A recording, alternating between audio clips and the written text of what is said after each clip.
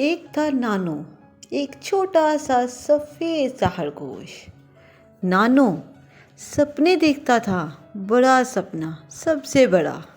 वो बनना चाहता था जंगल का हीरो।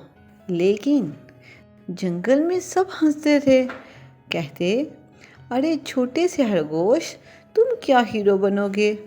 लेकिन नानो ने कभी हार नहीं मानी। एक दिन जंगल में एक मुसीबत आ गई। एक बड़ा सा तूफान आया और सबके घर टूट गए। शेर, हाथी, बंदर सब घबरा गए। क्या कोई मदद करेगा? क्या कोई हिम्मत करेगा? तभी नानो आया। छोटा था मगर उसका दिल बहुत बड़ा था। नानो ने सबको संभाला, बच्चों को एक सेफ जगह ले गया और सबके लिए नई घर बनवाने में मदद की। जब सब कुछ ठीक हो गया, जंगल के सब जानवर नानो के पास आए, मुस्कुराए और जोर से चीख कर बोले, नानो, तुम हमारे असली हीरो हो। नानो की आंखों में खुशी के आंसू आ गए।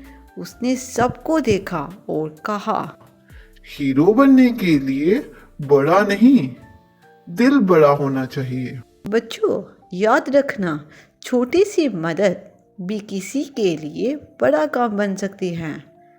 कभी अपने आप को छोटा मत समझना। Thanks for watching. Please like, share and subscribe my